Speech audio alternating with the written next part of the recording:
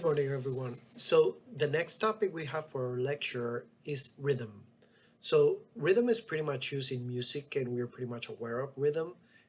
So how is rhythm used in design? And basically, this lecture is going to explore how rhythm is used in design. You're going to follow a slides. And the most interesting thing about rhythm in design is that it's a multi-layered event. So what do I mean when I'm talking about a multi-layered event? Like for example, when you're listening to a song, you will see the bass, you will see the drums, you will see guitars, and you will see vocals. So that is the same scheme that happens in design. And when we talk about rhythm, we're talking about repetition. Okay, actually, this is a little bit the starting point for our next lecture topic, which is going to be pattern. But rhythm is about repeating, and things can be repeated very well paced, like bam, bam, bam, bam, or things could be repeated more differently, like bam, bam, bam, bam, or with different intensities. And that is what makes rhythm interesting. So take a look at the slides. Follow me, taking a quick look at the slides in order to understand rhythm. There are two videos very interesting I want you to show, and they're attached in Canvas.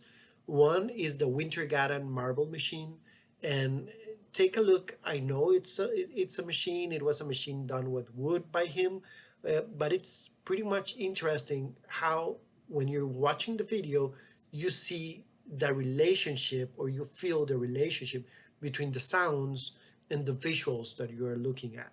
And this is the principle of rhythm.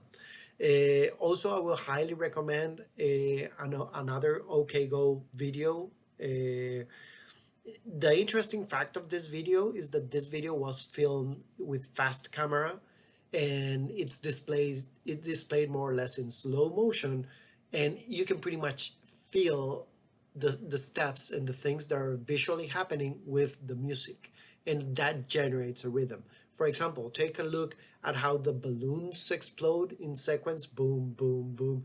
Take a look at how colors appear in certain sequence, and that is what is giving rhythm. So your next project will develop about exploring rhythm. Once again, rhythm is repetition. For you guys who want to learn a little bit more about this, you can search, for example, parametric design.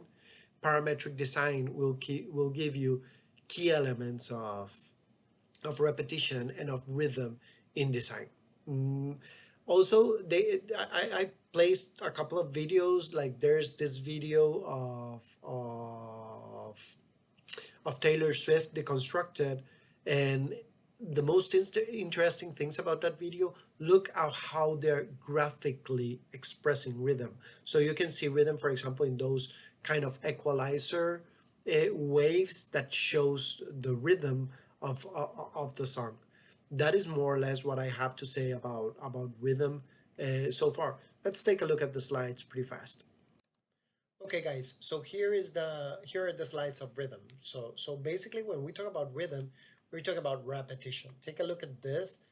This as an image pretty much has repetition of all the waves that moves along the composition. So rhythm is definitely about repetition, and you can have more interesting visual rhythms than other depending on the way you're repeating the process. So for example, here I have pretty much a single shape, which is this embossed somehow square, which is repeated all over the composition. This will be more or less like a flat rhythm. And rhythm, it's not only associated with listening, but also we can see rhythm the way we look at stuff. Like for example, here we see a rhythm in the repetition of these kayaks, and we can pretty much we could even see repetition in color, and it's not a stable repetition. Like for example, we have orange here, we have orange here, afterward orange here, and we begin to see this rhythm and these patterns repeating all over the place. Personally, from a design perspective, if you ask me, this from a rhythm point of view, it's much more interesting than this, not being so plain on it.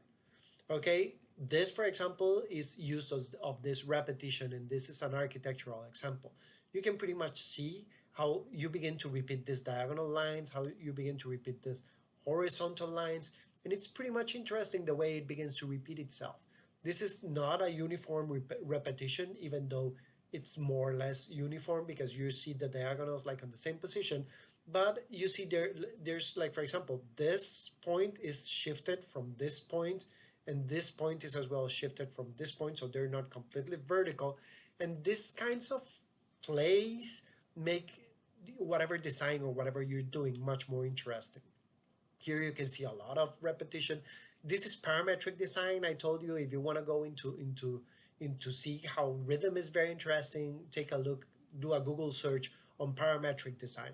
This is computer generated, and it's very interesting, and it's very common nowadays in architecture, in design, and actually in apparel as well. Okay, so we're talking about rhythm, we're talking about these repetitions. I told you this is like the beginning of pattern. Your next project is going to be working on pattern, but here you see this, all these repetitions of rhythm somehow. uh, Rhythm has something very interesting, and it's that it generates kinesthetic empathy. Kinesthetic empathy is when you feel you see something and you want to touch it. This, for example, this is a chair by the Campana brothers. They're Brazilian designers. They're very important in the world of design. And this chair was inspired in the Brazilian favelas. So if you know what a favela is a very poor neighborhood, which looks actually very crowded, and they're normally done in wood. So they inspired themselves to do this chair. It's very interesting, and you can pretty much see the rhythm over there. You have this kinesthetic empathy because you feel as if you want to touch it somehow. So when we talk about rhythm, it's about stimulating our senses. We can have metal sensations, we can have sensations of sound, we can have sensations of movement, we can have multiple sensations, and that is what rhythm is about. It's about this repetition. Like, for example, when we look at this, we can begin to see patterns. Remember what I talked to you about, like when we're listening to music, music has different layers: the bass, the drums, the guitar, the vocals, whatever. Here in this composition, you can see as well different levels. You can see these emphasis points placed here, which could be representing something else, as a matter of fact. And we can find rhythm, for example, in product design. I believe I have shown you this before. This is Dieter Rams' shelf for Brown. This was designed more or less in the 1950s or 60s. And you can see there's this repetition, and it generates rhythm somehow. It's visually pleasing, aesthetically pleasing. Rhythm is also associated with motion, and it relates pretty much with motion. And it's about this repetition. It generates more clogged rhythm, more relaxed rhythms.